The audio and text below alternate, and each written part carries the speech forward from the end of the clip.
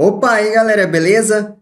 Bom, eu tô aqui com o Felipe Basílio, o responsável, né, pelo Black Fox Animation, o Basílio Studios, no caso, né? E aí, gente, tudo bom? Meu nome é Felipe Basílio, muito prazer, agradeço ao Eduardo aí por estar presente aí, participando dessa live, e é um prazer para mim estar presente aqui com vocês, contando um pouquinho da história, né? Eu gostaria que você falasse um pouquinho mais sobre você, falasse um pouquinho sobre o Felipe Basílio, e aproveitasse também, contasse como que surgiu a Basílio Studios, como que surgiu os seus projetos. Entendo. Então, né, para quem não me conhece, eu sou ilustrador, sou animador também e sou professor de desenho, né? E eu sempre tive esse desejo de poder ter a minha própria animação, que é coisa de criança, né? Acho que todo mundo que desenha já um dia almejou ter uma série, alguma coisa do tipo. E aí, conforme foi passando o tempo, eu fui me especializando um pouco mais, eu consegui adquirir um pouquinho de conhecimento, também muita coisa da internet, também estudando. E aí eu comecei a fazer minhas séries, na verdade, eu comecei fazendo mangá, que tinha muito site, né, que para você publicar o seu mangá na época, tal. Aí eu comecei com o mangá, era a Lenda do Audacioso Jack, né? E aí eu fiz o mangá, tal, aí a galera começou a curtir, eu achei legal aquilo. Só que assim, como eu não tinha experiência, nada desse tipo, então, tipo, tinha muita incoerência. Então, depois de um tempo eu vi que eu precisava reformular a história porque tinha muita coisa que não estava legal. Aí eu reformulei a história, é onde tem um mangá que existe até hoje, que é a Lenda do Audacioso Jack Zero.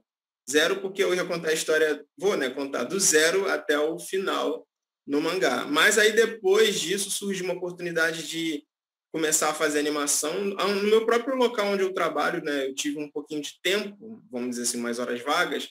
Aí eu falei, de repente eu vou tentar fazer uma animação, vou ver o que sai, faz um rabisco aí e vamos ver se dá certo. E aí, com o tempo, eu fui aprimorando um pouquinho, né? Separando um pouquinho de tempo, e aí eu vi que eu conseguia fazer os bonecos se moverem, e aí eu decidi fazer uma história própria para animação, só que usando os personagens que eu já tenho.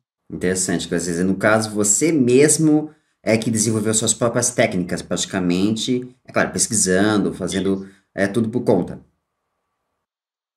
É porque, assim, é difícil hoje a gente ter acesso ao material. Tudo bem que tem o YouTube, né? Tem muita informação na internet, mas ainda assim é um pouco difícil você ter informação correta para fazer animação. Então, eu meio que fui pesquisando mesmo, pesquisando na internet, testando, errando, aprendendo, até que eu conseguisse fazer algo que a gente pode chamar de animação, né?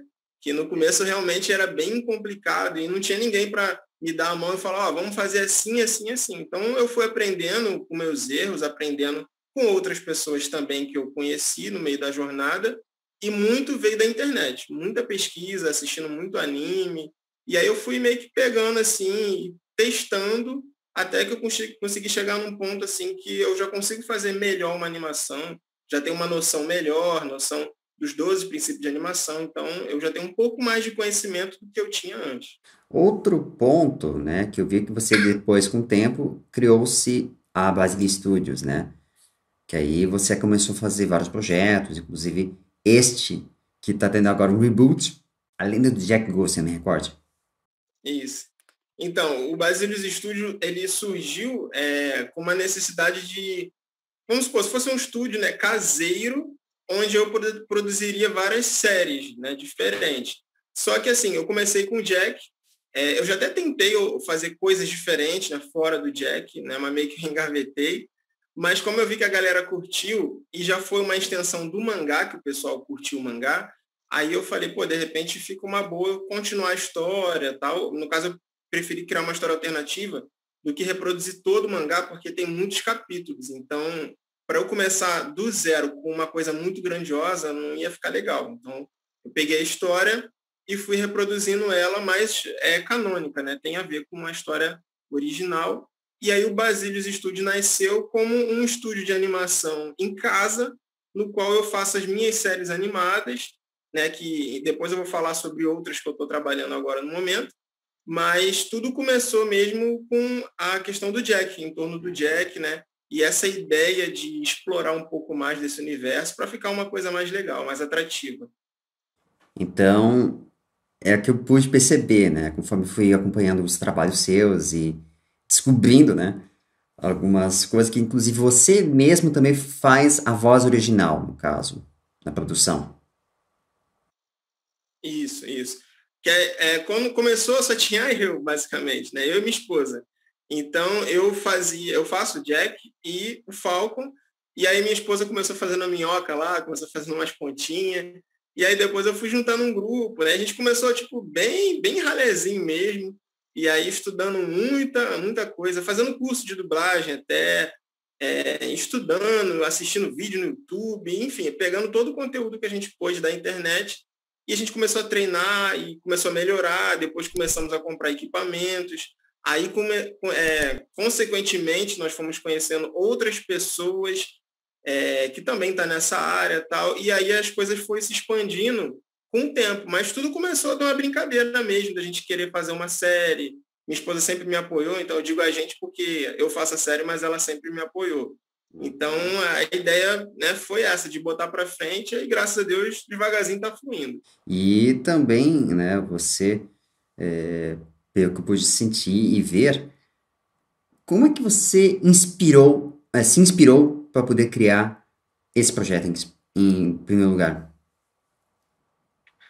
Olha, é muita coisa, é muita coisa na verdade.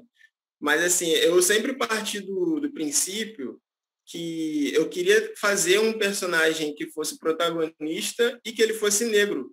Porque a gente tem poucas obras, né? Claro que existem obras com personagem negro, mas tem pouca em vista de um modo geral. Então eu falei assim, vou fazer um personagem que seja negro. Aí comecei a pesquisar Afro-Samurai, pesquisar coisas na internet que tinha personagem negro, aí veio aquele lance do cabelo Rastafari dele, e basicamente assim foram várias referências, não foi assim de um personagem específico, mas eu peguei muita referência do que eu via na época, né, quando eu comecei, que foi em 2012 que eu comecei a fazer o mangá, e 2014 que eu reformulei ele e tal. E aí eu comecei a pegar várias referências para poder criar o meu personagem negro, né? Que ele fosse protagonista. E aí eu fui pegando várias referências, várias informações, como, por exemplo, se você observar, tem um pouco de referências do Naruto, tem um pouco de referência do Dragon Ball, né? Existe, porque são coisas que eu assistia bastante antigamente. Mas aí depois eu fui criando uma coisa um pouco mais própria minha, mas as referências ainda estão lá, elas existem. Interessante. Quer dizer, você trabalhou também com o sentido da representatividade.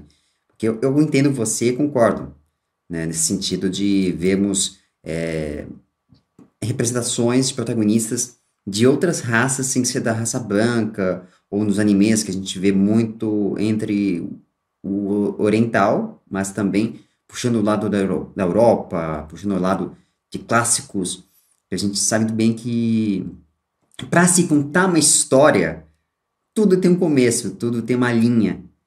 E aí, no seu caso, você criou a sua própria linha de raciocínio para poder chegar onde chegou até agora. É verdade.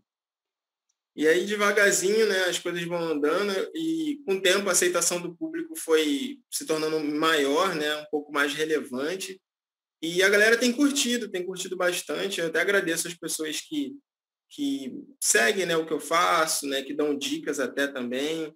E nessa jornada eu conheci muita gente legal mesmo. Deu para fazer várias amizades legais. E é um ajudando o outro, porque não adianta também eu pensar assim, não, eu vou fazer tudo sozinho, eu vou ser o master top. Não é assim, a gente precisa de outras pessoas. E foi também com a ajuda dessas outras pessoas que me ajudou a chegar até aqui no momento, né, onde eu estou. E graças a Deus eu estou conseguindo fazer devagarzinho, tem galera que me ajuda, participa, e é uma equipe muito legal mesmo, que eu gosto de estar trabalhando com eles. E, bom, agora adentrando, né, eu vi que sai agora dois novos projetos que você está fazendo, Lenora e Jack e os Heróis Classe S. Conta um pouquinho sobre esses dois projetos. Isso.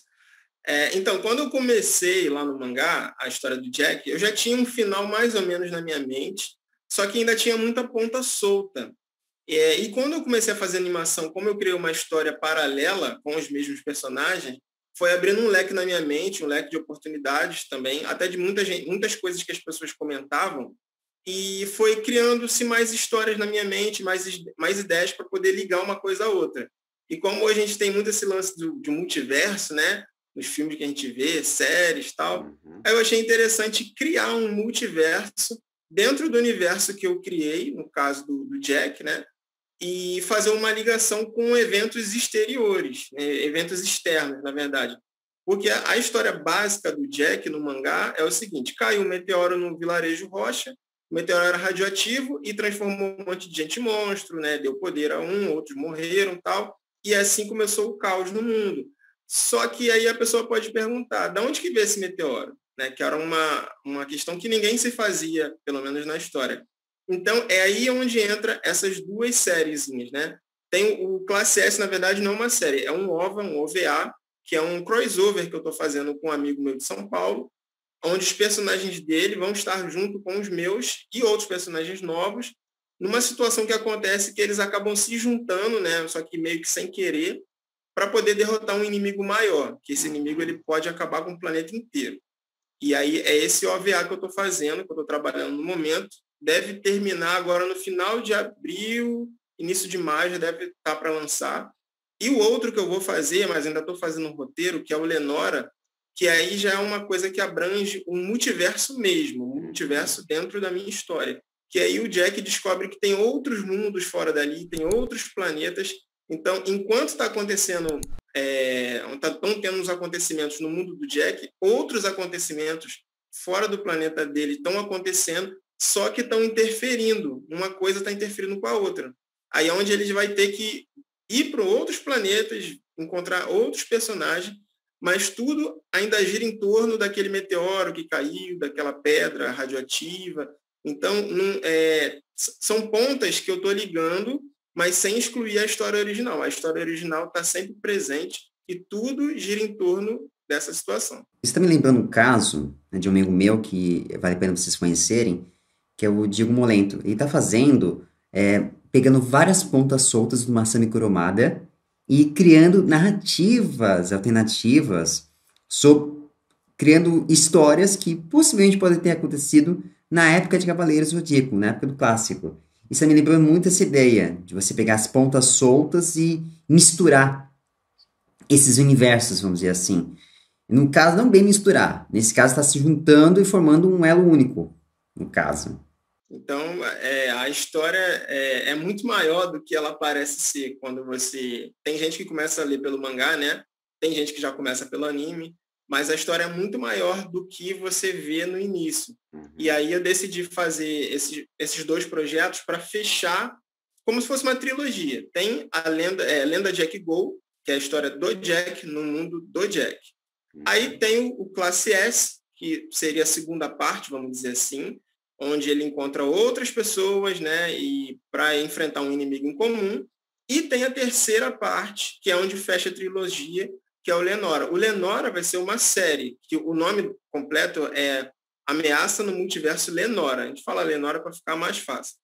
Então, aí é onde termina a história, com um monte de outras coisas acontecendo, sem perder a base, né, da história original, e outros vilões aparecendo, só que aí vilões de nível cósmico, que até então não tinha no mundo do Jack. Os vilões eram gigantes, tal, mas era aquela coisa assim que junta um grupo, vai lá e derrota um boss, igual no jogo, né? Jogando RPG, vai lá e derrota um boss, acabou. Só que no Lenora, pelo menos um dos vilões já é de nível cósmico. Então, você tem que reunir várias pessoas, vários personagens de vários planetas. E vai ser uma série curta, porque vai me dar muito mais trabalho para fazer. E eu posso adiantar que os personagens vão ser do tamanho normal. Porque muita gente falou assim, mas por que o Jack não é do tamanho normal, né? O normal que a gente vê no dia a dia, né? Nas animações. Mas eu não posso explicar isso agora, mas tem um objetivo. Ele não é pequeno só porque ele tem que ser pequeno. Tem um objetivo para ele ser pequeno e vai ter um motivo para, nessa última série, ele estar de um tamanho normal, né? Tá tudo relacionado. E aí vai ser mais uma minissérie onde fecha a história em animação do Jack. E, olha, vou falar a verdade, eu vi o elenco de peso, né? Alguns nomes do elenco de peso. 3 colegas de dublagem, que eu oficialmente sou tradutor especializado em dublagem. E eu acompanho a carreira deles há muitos anos, que é a Tati Kelpermeier, o Pedro Alcântara e a Flora Paulita, nesse projeto do OVA. Como é que você conseguiu chamar esses monstros, caramba, para poder fazer a voz original? Entendi. Olha, não foi nada fácil, não foi nada fácil. Já era um desejo que eu tinha, mas era uma coisa assim bem surreal mesmo, de eu conseguir. Até que um dia eu mandei um e-mail para o Marcelo Campos sobre o trabalho mesmo, mostrando o meu trabalho, falando. Só que eu tipo eu nem achava que ele ia responder. Eu, mandei lá, vai ficar lá o e-mail lá encalhado. Mas aí ele me respondeu, eu mandei um pouco da história para ele saber do que se tratava, tal. E ele curtiu, eu fiquei até surpreso, fiquei surpreso pra caramba, quase caí da cadeira. Porque ele curtiu, ele gostou da história, tal, eu expliquei como é que seria o procedimento, tal, e ele topou participar, e grande parte desses dubladores que estão presentes foi por ajuda dele, né, que ele me ajudou, né, através de contato, pelo e-mail mesmo, tal, e aí eu comecei a conversar com algumas dessas pessoas e expliquei o projeto, né? E meio que assim, alguns eu realmente tive que contratar, mas tudo naquela camaradagem, na broderagem, né? Porque realmente é o serviço deles, né? Mas eles aceitaram, eu fiquei feliz por eles aceitarem o fazer, né? E eles gostaram da história, gostaram do enredo, então a gente foi conversando e tal, e aí meio que as portas foi se abrindo, né? Por assim dizer. E aí eu comecei a conversar mais com as pessoas, mandei o roteiro, mandei tudo direitinho. Então, muita coisa já está gravada por parte dessas pessoas que estão participando, né? Como você falou, tem a Flora Paulita, já tá gravado já. Flora Paulita, a Tati Keplemaier, o Pedro Alcântara, e tem mais dois, que eu não posso falar agora, né? Que isso vai ser para o futuro. Mas tem mais dois dubladores que vão participar e são dubladores, tipo, muito conhecidos aí da galera da comunidade. Não que eles não sejam, mas são um pouco mais e eles vão estar participando também. Né? E eu até deixo o meu agradecimento ao Marcelo Campos, porque foi ele que me deu esse suporte aí, né? Ele que meio que acreditou em mim, né? Acreditou na minha história e me ajudou nesse sentido. E aí a gente está fazendo esse trabalho em conjunto com esses dubladores e fora a outra galera que já faz parte da minha equipe também, né? Que a gente está nesse processo aí também. Tem alguns dubladores também independentes participando, e, de modo geral, tem uma equipe que me orgulha muito. Eu gosto muito da galera que está trabalhando comigo atualmente. Eu fico feliz por você, porque é uma coisa difícil, né? Porque a gente sabe, é um meio de vida, né, para os dubladores. É claro que quem vive de dublagem, na verdade, não é bem assim. Existe um processo, precisa se tornar um grande ator para ser um grande dublador. Ao mesmo tempo, você também adquirir experiência em teatro, em peças e principalmente participar mesmo em produções independentes, em filmes, em alguma produção que na qual vai te dar o, vamos dizer assim, o gabarito necessário. Porque o curso não é o suficiente, por incrível que pareça. Os cursos não são suficientes. Eu falo por experiência, né? Também eu comecei a atuar desde 2019, né? Então, antes disso, eu já passei por alguns cursos e tudo. É claro que eu não consegui formar-me devido à questão econômica, que é caro, mas nada impede. Como falei, é tudo uma questão de poder estar se adaptando, achar maneiras, porque uma coisa é certa, eu sei porque eu acompanho muito a carreira desses caras, e eles realmente se tornaram o que são por estar anos na estrada e anos dublando, anos fazendo também vozes originais, que vamos ser honestos, né? Vamos ser honestos. Fazer voz original é fácil. Olha, não é fácil não. Não é fácil não, porque você, no caso, a voz original, você faz ela primeiro.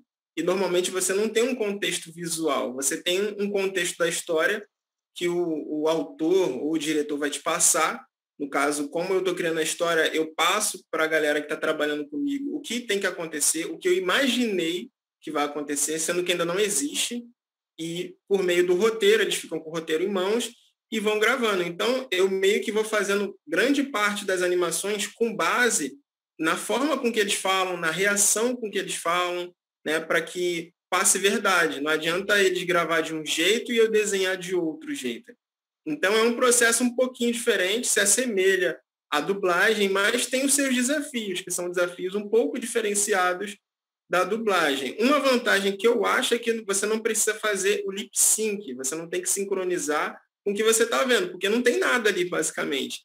Em algumas situações tem uma cena ou outra, mas na maioria das vezes é você, o texto e a sua imaginação que você vai interpretando. E aí, quando eu faço animação, eu faço o lip sync do personagem com a boca de quem já falou. Então, nesse ponto, creio eu que seja um pouco mais fácil para quem está fazendo, porque não precisa sincronizar com a labial. Mas agora a criatividade, a imaginação, isso é o que faz a diferença. Sim, sim. Isso para voz original. Para animação, eu sei porque eu já tive o prazer de, né, acompanhar, até inclusive meu irmão fazia animação, estudava esse departamento. Praticamente, antigamente era o contrário, né? Você animava primeiro para depois fazer a voz original.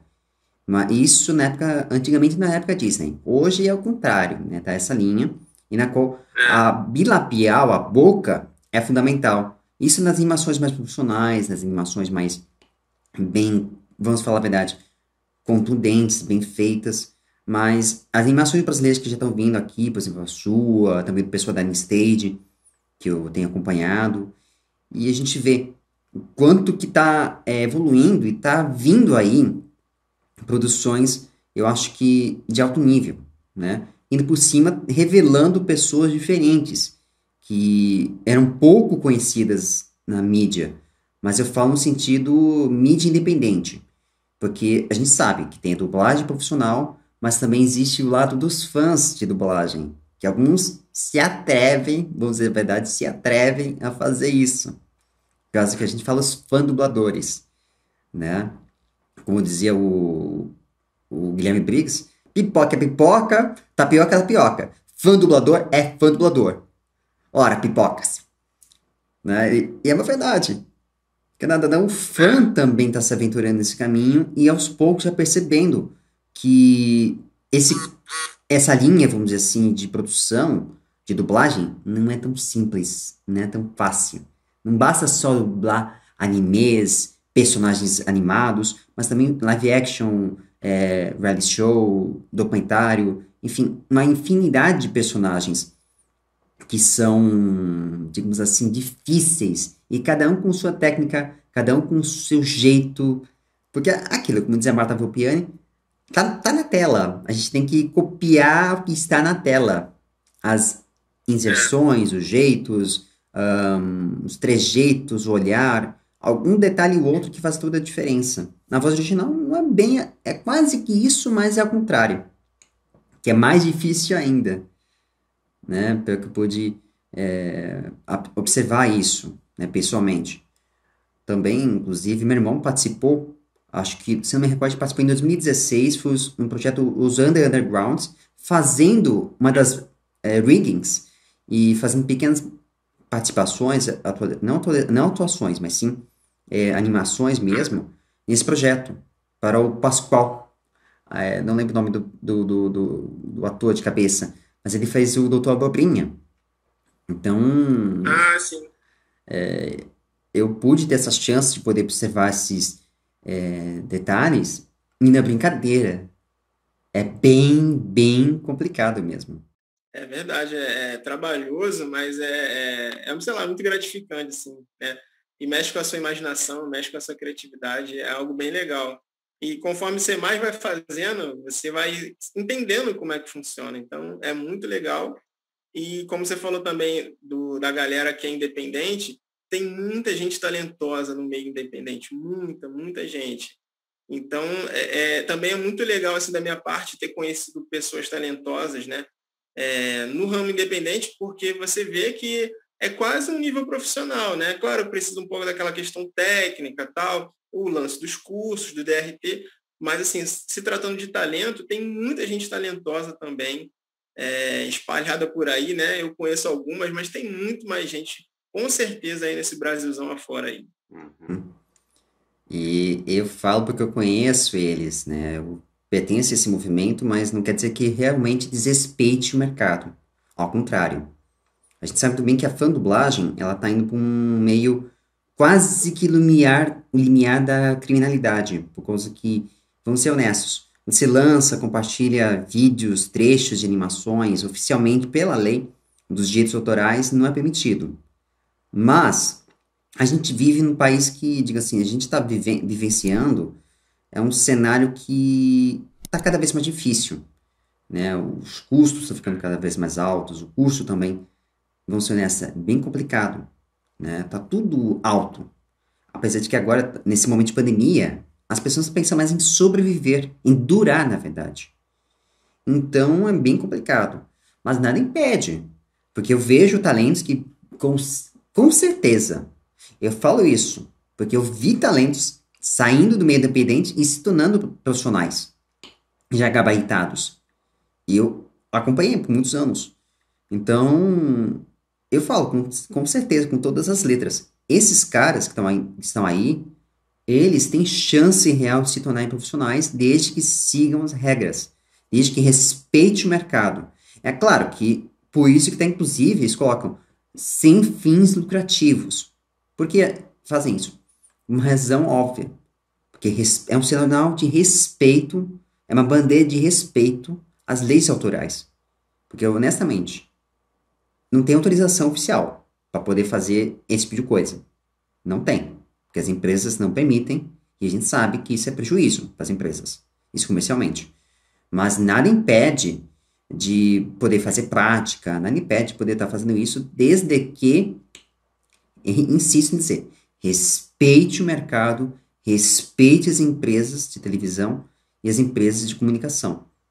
Que isso é uma coisa na qual eu defendo, desde que haja respeito e não ultrapasse esse limiar, que é quase tênue. Né? Eu acho que você mesmo já viu e já testemunhou isso em alguns colegas, né? Porque é difícil. Além de que, também, não só dubladores, mas também atores mesmo independentes fazem isso. Participam em produções independentes, que agora também está tendo podcast, que é outra revolução, outro avanço tecnológico da internet. Sim. E está surgindo radionovelas, está surgindo produções aí independentes que eu acho fantásticas. E até mesmo eu ainda tenho que voltar a escrever, né? Também escrevia audiodramas alguns anos atrás, mas vou ter que voltar, estou pensando nisso também, muitas coisas. Mas são coisas que a gente pode até dizer, nós estamos vivenciando e vendo um advento muito grande de novos talentos. Um boom muito grande desses novos talentos, só que é aquilo. Esse boom, para efetivamente acontecer, tem que ter uma compensação em termos de valores, para que possa realmente ser acessível para todos. É verdade. Mas eu concordo, é o que você falou mesmo. Talento não falta, né? Mas a gente tem que continuar procurando se esforçar e, como você falou, respeitar, né? A gente não pode também misturar uma coisa com a outra. A gente tem que respeitar quem já está no mercado, quem batalhou para chegar onde chegou. Uhum. Porque uma coisa que é falado e é verdade, é aos pouquinhos. Eu comecei em 2019 a traduzir e foi pela SPT de Filmes. Eu já produzi, eu já fiz algumas traduções, eu fiquei alguns meses trabalhando para eles e foram meses maravilhosos, né? Claro que ainda eu estou buscando, tem outras empresas também, estou à disposição, deixando aqui registrado, né? Sempre estou à disposição para o mercado. E assim, a gente tem isso que eu falo, é mais pura verdade. Não estou falando aqui como fã, mas sim falando como profissional mesmo. Aquele que realmente está dentro. Porque eu conheço o mercado, eu entendo como que a situação é. E ainda tem muito que aprender o próprio mercado. O mercado ainda eu acabarei sendo assimilado ainda mais e vice-versa, porque eu sei muito bem. Há muita coisa que na qual eu desconheço e o que eu pouco sei, nada sei, como dizia Sócrates, né? Como diziam os grandes filósofos gregos. Porque a gente tem muito que aprender. E eu acho que os talentos, eles só vão realmente amadurecendo mesmo quando de fato estarem no palco, estarem mesmo vivenciando os cursos, vivenciando mesmo as possibilidades reais, porque agora A gente tem que ficar atento a isso. Atento ao avanço que está acontecendo agora com a situação. É claro, seja bem claro, não ferindo também as próprias liberdades de expressão e liberdades artísticas, tanto que tem, inclusive, eu acho que não sei se você deve ter visto, que eu acho que umas preocupações importantes, o Sopa Pipa, alguns anos atrás, que até teve movimentações imensas contra esses atos americanos a favor dos direitos autorais, mas ferindo os direitos de compartilhamento, que se misturam praticamente. E eu estava estudando sobre esse ponto, esses movimentos. Como que os direitos autorais eles precisam ser repensados, mas também observados essa questão do fã querer se desejar dessa maneira, querer esse desejo, mas também não pode burocratizar, que já é difícil e as coisas estão ficando cada vez mais difíceis, cada ano que passa, cada tempo que passa. É verdade, cada ano realmente as coisas ficam bem complicadas, né? E com essa questão da pandemia que mudou tudo na nossa vida, né? A gente vai se reinventando, mas sem perder o respeito, procurando fazer a nossa parte, né? Tendo sempre em mente, né? A nossa posição também, né? Uhum, exatamente. Bom, eu vou entrar aqui rapidamente num bate-bola. Bate-bola que eu faço é uma palavra o que vier à sua mente. Se quiser justificar, à vontade. Eu vou começar com. Vamos lá? Uma palavra dentro do que você vai falar? Exatamente. Peraí. Tá. Eu vou começar com animação. Japonesa. Voz original. Caramba. Jack. Dublagem. Guilherme Briggs. Respeito às artes. Dublagem independente. Agora sim. A Lenda de Jack Go. Caramba. Aventura. Lenora. Ficção científica. Jack e os Heróis Classe S. Destruição interplanetária. E por fim, mas não menos importante, Basile Studios. Esforço. Bom, pessoal, este foi mais uma entrevista geek com o Felipe Basílio. Mais uma vez quero agradecer por você ter cedido um tempinho, por você ter a gente ter conversado, feito um papo maravilhoso. E eu gostaria que você deixasse suas considerações finais para o público, para as pessoas. Primeiramente, eu agradeço, né, por você ter me convidado aí para estar participando e agradeço também a quem está assistindo. E uma mensagem que eu gostaria de deixar é que se você tem um objetivo de se tornar um animador, um dublador, um artista, o que seja que você tenha vontade, corre atrás do que você tem vontade e não desiste. Porque talvez você pode achar, mas para mim é muito difícil, para mim é impossível, mas você não vai saber se você não tentar. Então você usa o que você tem agora, as suas ferramentas na mão, e vai se esforçando, vai se especializando, vai se qualificando, sem desistir, porque muita gente vai te botar para baixo, muita gente mesmo. Mas não desiste, que se você seguir o foco, você vai conseguir. Perfeito. E galera, mais uma vez, como sempre falo, é importante sempre, nesses tempos agora, a gente tem que se cuidar, se prevenir, principalmente ter respeito ao próximo, ter mais empatia, que é uma coisa que, infelizmente, devido a essa pandemia, foi se perdendo, porque uma coisa é certa, eu sempre falo para as pessoas, a gente está vivendo tempos que as pessoas estão ficando longe de contato um do outro, está tendo esse distanciamento entre o outro. Isso, psicologicamente falando, é muito ruim. É claro que virtualmente, claro, não é a mesma coisa. Pessoas à distância, longa distância, por exemplo, vamos lá, supor, de São Paulo ou Peruíbe para, sei lá, Santa Catarina, outros estados, outros países, tudo bem. Mas pessoas que moram perto, na mesma cidade, infelizmente está se perdendo um pouco disso. Além, é claro, que isolar, privar liberdades não resolve o problema. Ao contrário, você vai fugir do problema. Não. A gente tem que encarar essa situação, encarar de frente e achar soluções. Não estou querendo dizer aqui ser irresponsável. Muito pelo contrário. Mas sim, a gente tem que enfrentar. A pandemia vai passar, mas uma coisa é certa. E a vacinação já está indo e tudo, mas uma coisa é certa. A gente precisa ser resiliente, precisamos fazer a nossa parte. Nesse momento, se cuidar, se preservar. E acho importante também estamos bem imunizados, bem preparados, porque muita coisa está por vir. Grande está por vir. Só basta você desejar fazer o seu melhor. Não só desejar, você fazer mesmo o seu melhor. Então é isso. Um forte abraço e até a próxima!